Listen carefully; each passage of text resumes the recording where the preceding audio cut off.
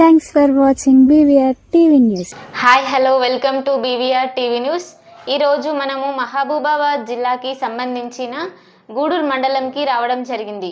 So మనతో బానోత్ విజయ్ కుమార్ గారు మనతోనే ఉన్నారు. సో వీరి నుంచి కొంత ఇన్ఫర్మేషన్ తెలుసుకునే ప్రయత్నం చేద్దాం. నమస్కారం అమ్మ. బీవీఆర్ టీవీ న్యూస్కి ధన్యవాదములు. సార్ మీ పరిచయం చెప్పండి. మంచి క్వశ్చన్ అడిగినామమ్మా. నా పేరు బానోత్ విజయ్ కుమార్. మాది బందాలగడ్డ తండ విలేజ్, మర్రిమిట్ట గ్రామ పంచాయతీ, గూడూరు మండలం. నేను చదువుకునే రోజుల్లో అంటే ఒక 5th 6th ఆ క్లాస్లో ఆ టైంలో 2001 ఆ సంవత్సరంలో కేసీఆర్ గారు తెలంగాణ రాష్ట్ర సమితి అనే పార్టీని స్థాపించడం జరిగింది. అప్పటి నుంచి మన తెలంగాణ మనకు కావాలనే ఉద్దేశంతో కేసీఆర్ గారి మీద అభిమానంతో నేను చిన్నపిల్లవాడినైనా ఓటు రాకపోయినా ఊరులు మా తండలు కానీ ఊర్లలో కానీ మా బంధువులలో కానీ అందరికీ చెప్పుకుంటూ తిరిగేవాడిని. మనం తెలంగాణ రాష్ట్ర సమితికి ఓటేస్తే మన తెలంగాణ మనకు వస్తాయి, మన నీళ్లు మనకు వస్తాయి, మన నిధులు మనకు వస్తాయి, మన ఉద్యోగాలు మనకు వస్తాయి అని అందరికీ కూడా చిన్నతనంలోనే చెప్పుకుంటూ అట్లా ఊరూరా తిరిగి పార్టీ కార్యక్రమాల్లో చురుగ్గా పాల్గొనేవాడిని. ఆ తర్వాత తెలంగాణ ఉద్యమంలో నేను ఇంటర్మీడియట్లో ఉన్నప్పుడు మహబూబాబాద్లో చదువుకునేటప్పుడు బానోత్ రవికుమార్ గారని వారితో పాటు తెలంగాణ ఉద్యమంలో చురుగ్గా పాల్గొన్నాను. ఆ తర్వాత university arts and science college Hanamkonda లోపల అక్కడ కూడా 2007 2012 వరకు డిగ్రీ చదివాను. అప్పుడు తెలంగాణ ఉద్యమంలో చాలా యాక్టివ్గా పనిచేయడం జరిగింది. దాని తర్వాత గూడూరు మండలంలో అప్పటి నుంచి నేను యూత్ అధ్యక్షునిగా ఉన్నాను. ఇక నా గ్రామంలో వచ్చేసి నా ఊరి ప్రజల కోసం వారికి ఏదైనా సమస్య వస్తే ఆ సమస్యను పరిష్కరించే దిగగా నిస్వార్థంగా పనిచేస్తున్నాను. సార్ మీరు సర్పంచ్ అయ్యేవారట కదా, నేను విన్నది నిజమేనా సార్? 100% నిజమేనమ్మా. నేను 2019 స్థానిక సంస్థల ఎన్నికల్లో సర్పంచ్గా పోటీ చేయాలని అనుకున్నాను.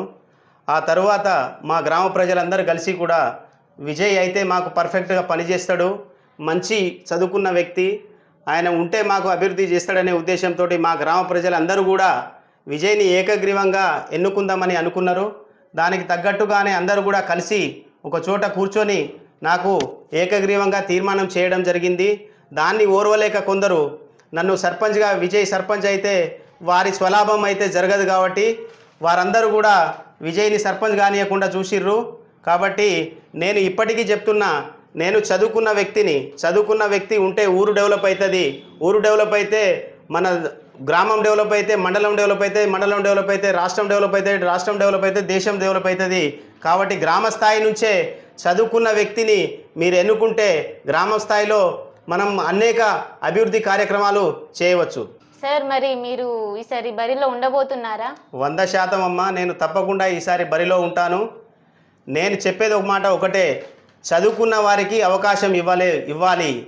ఎవరైతే గ్రామంలో బాగా చదువుకున్న వారు ఉంటారో వారికి, మంచి వ్యక్తులకి ఏ గ్రామంలోనైనా నేను చెప్పేది ఒకటే ముచ్చట, చదువుకున్న వారు పార్టీ కోసం ఎవరైతే కష్టపడతారో వారికి తప్పకుండా అవకాశం ఇవ్వాలి.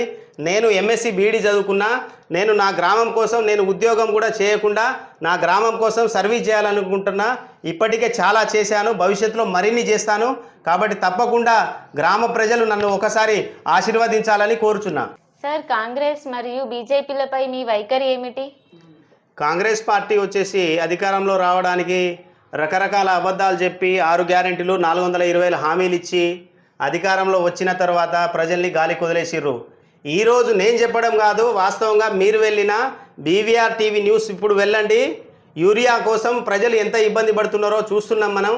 రాష్ట్రం అంతటా, ఇక నా ఊర్లో అని కాదు, రాష్ట్రం అంతటా ఇదే సమస్య ఉన్నది. కాంగ్రెస్ పార్టీ ప్రజలను గోసపెడతా ఉన్నది. కాబట్టి దయచేసి ముఖ్యమంత్రి గారిని నేను వేడుకుంటున్నా, ముఖ్యమంత్రి గారు మీరు ఏం చేస్తారో మాకు తెలియదు, మీరు సెంట్రల్తో మాట్లాడి రైతులకు ఇబ్బంది కాకుండా చూడండి.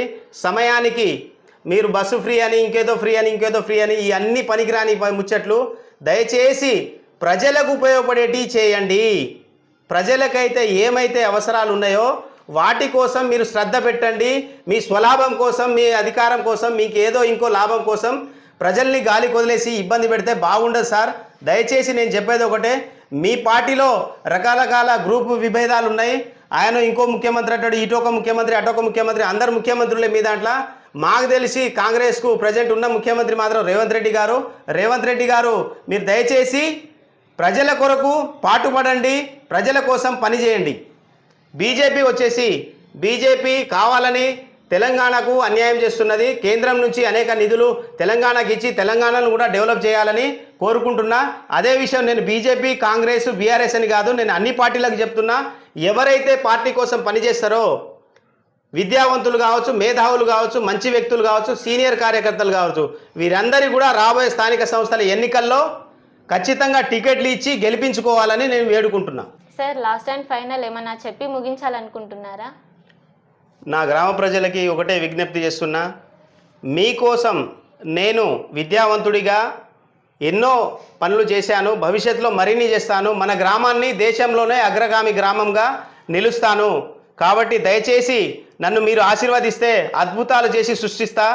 కాబట్టి దయచేసి నా గ్రామ ప్రజలందరూ కూడా నన్ను ఈ ఒక్కసారి ఆశీర్వదించి గెలిపించాలని కోరుచున్నా. సో ఇదండి ఇవాల్టి ఇంటర్వ్యూ. చూస్తూనే ఉండండి BVR TV news. Until then, take care. Bye bye.